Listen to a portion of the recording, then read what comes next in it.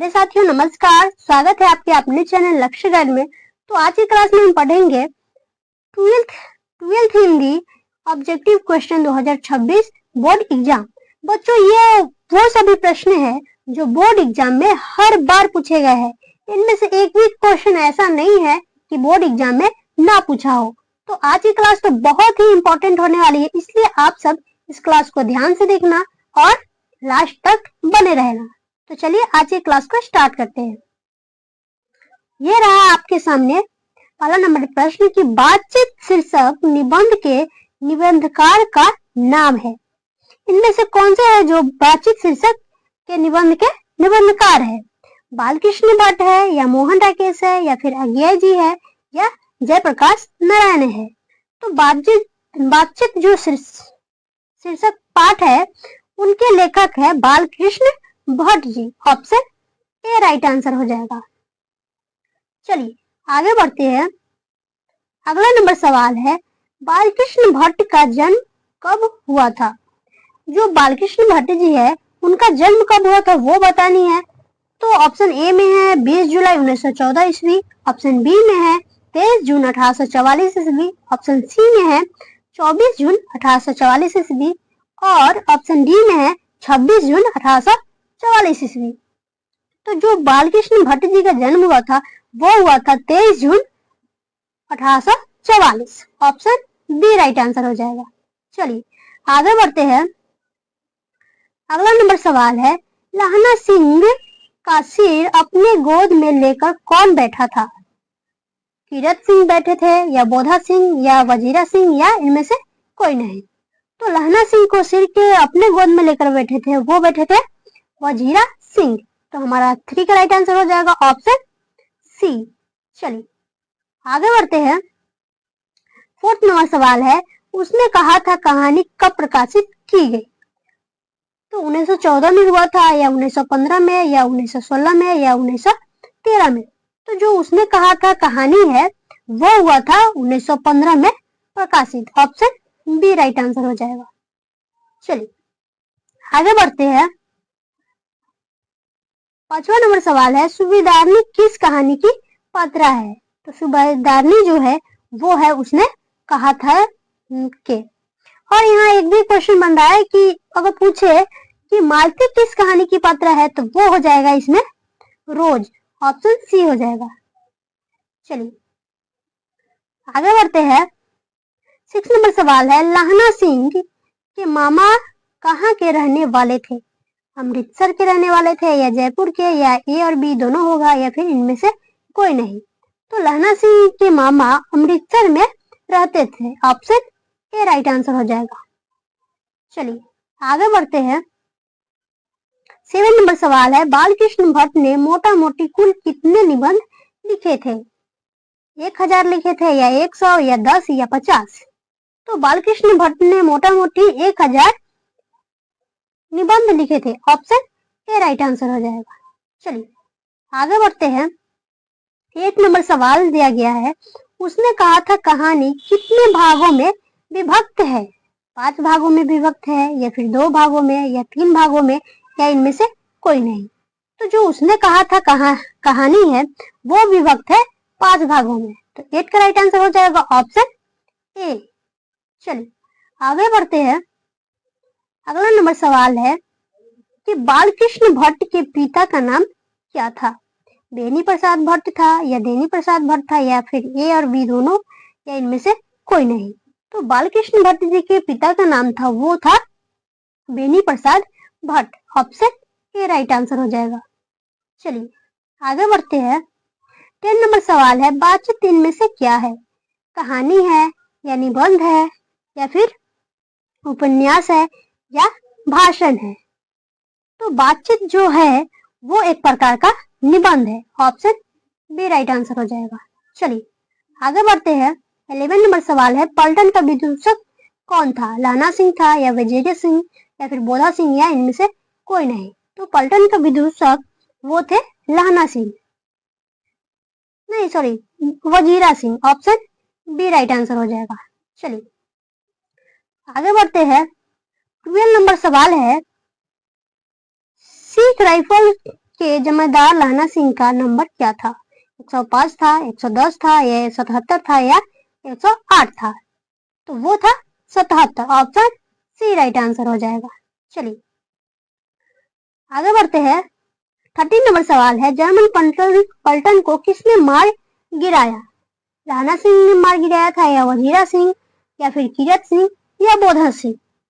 तो जर्मन पलटन को लहना सिंह ने मार गिराया था। ऑप्शन ए राइट आंसर हो जाएगा। चलिए आगे बढ़ते हैं। 14 नंबर सवाल है, किसे लोकनायक के नाम से जाना जाता है? तो जयप्रकाश नारायण जी को जाना जाता है, या मोहन राकेश, या फिर अज्ञे, या उदय प्रकाश? तो लोकनायक के नाम से जयप्रकाश नारायण जी को माना जाता है। ऑप्शन ए राइट आंसर हो जाएगा। चलिए 15 नंबर सवाल देखते हैं, संपूर्ण क्रांति के रचनाकार कौन है? जयप्रकाश नारायण जी है, या मोहन राकेश है, या बालकृष्ण भट्ट है, या इनमें से कोई नहीं? संपूर्ण, तो 15 का राइट आंसर हो जाएगा ऑप्शन ए जयप्रकाश नारायण। चलिए आगे बढ़ते हैं। जयप्रकाश नारायण के बचपन का नाम क्या था? तो वो था बाउल। ऑप्शन 7 नंबर था।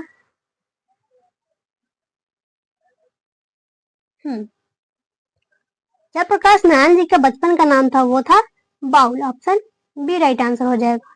चलिए आगे बढ़ते हैं। संपूर्ण क्रांति क्या है? जो संपूर्ण क्रांति है वो क्या है वो बतानी है, तो वो था एक प्रकार का भाषण। ऑप्शन डी राइट आंसर हो जाएगा। चलिए आगे बढ़ते हैं। 18 नंबर सवाल है, जयप्रकाश नारायण का जन्म कब हुआ था? 11 अक्टूबर 1902 को हुआ था, या 12 अक्टूबर 1903 को, या 5 जून 1902 को, या 2 मार्च 1902 को? तो जयप्रकाश नारायण जी का जन्म हुआ था 11 अक्टूबर 1902 को। ऑप्शन ए राइट आंसर हो जाएगा। चलिए आगे बढ़ते हैं। 19 नंबर सवाल है, संपूर्ण क्रांति की शुरुआत कब की गई थी? 1975 में की गई थी, या 1974 में, या 1874 में, या 1915 में? तो संपूर्ण क्रांति की जो शुरुआत हुई थी वो हुआ था 1974 में। ऑप्शन डी राइट आंसर हो जाएगा। चलिए आगे बढ़ते हैं। 20 नंबर सवाल है, जयप्रकाश नारायण के पिताजी का नाम क्या था? हर्षदयाल था, या भानुदयाल था, या ए और बी दोनों, या इनमें से कोई नहीं? तो जयप्रकाश नारायण जी के पिताजी का नाम था वो था हर्षदयाल। ऑप्शन ए राइट आंसर हो जाएगा। चलिए आगे बढ़ते हैं। अगला नंबर सवाल है, दिनकर जी किस लिए प्रसिद्ध है?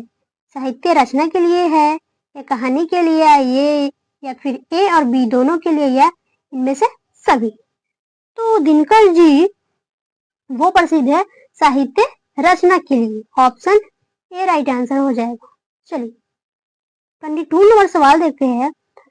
प्रजा सोशलिस्ट पार्टी का गठन कब हुआ था? 1953 में हुआ था, या 1952 में, या 1942 में, या 1852 में? तो प्रजा सोशलिस्ट का गठन हुआ था वो हुआ था ऑप्शन 1952 में। ऑप्शन बी राइट आंसर हो जाएगा। चलिए 23 नंबर सवाल है, किस अस्पताल में दिनकर का निधन हुआ था? तो वो हुआ था विलेंडू nursing home. Option A right answer हो जाएगा 23 का। चलिए आगे बढ़ते हैं। 24 नंबर सवाल है, फ्री प्रेस के मालिक कौन थे? तो फ्री प्रेस के मालिक थे Sadanand ji. Option B right answer हो जाएगा। चलिए 25 नंबर सवाल देखते हैं। यहाँ पूछा जा रहा है, संपूर्ण क्रांति का नारा किसने दिया था? जवाहरलाल नेहरू ने दिया था, या जयप्रकाश नारायण ने, या सदानंद ने, या फिर इनमें से कोई नहीं? तो संपूर्ण क्रांति के नारा दिए थे जयप्रकाश नारायण जी, जिसे लोकनायक के नाम से भी जाना जाता है। ऑप्शन बी राइट आंसर हो जाएगा। चलिए आगे बढ़ते हैं। अगला नंबर सवाल दिया गया है कि जयप्रकाश नारायण मार्क्सवादी कब बने थे? 1925 में बने, या 1824 में, या 1924 में, या फिर 1624 में? तो जयप्रकाश नारायण जी 1924 में मार्क्सवादी बने थे। ऑप्शन सी राइट आंसर हो जाएगा। आगे बढ़ते हैं। अगला नंबर पूछ रहा है कि जयप्रकाश नारायण की पत्नी का नाम क्या था? अमरावती था या प्रभावती या शीला देवी या इनमें से कोई नहीं। तो जयप्रकाश नारायण जी की पत्नी का नाम था, वो था Prabhavati Devi. Option B right answer हो जाएगा। चलिए 28 नंबर सवाल देखते हैं। उसने कहा था किस प्रकार की कहानी है? तो ये एक प्रकार का कर्म प्रधान है। ऑप्शन ए राइट आंसर हो जाएगा। चलिए आगे बढ़ते हैं। 29 नंबर सवाल पूछ रहा है कि जयप्रकाश नारायण को भारत रत्न की उपाधि दी गई, कब दी गई थी? 1997 में दी गई या 1996 में या फिर 1998 में या 1992 में? तो जयप्रकाश नारायण जी को भारत रत्न की उपाधि 1998 में दी गई थी। तो ऑप्शन सी राइट आंसर हो जाएगा। चलिए आज का लास्ट सवाल है कि जयप्रकाश नारायण के अनुसार देश का भविष्य किसके हाथों में है? नई पीढ़ी के हाथों में है या नेताओं के या पूंजीवादियों के या इनमें से कोई नहीं? तो जयप्रकाश नारायण जी के अनुसार देश का भविष्य नई पीढ़ी के हाथों में है। तो ऑप्शन ए राइट आंसर हो जाएगा। चलिए आज इतने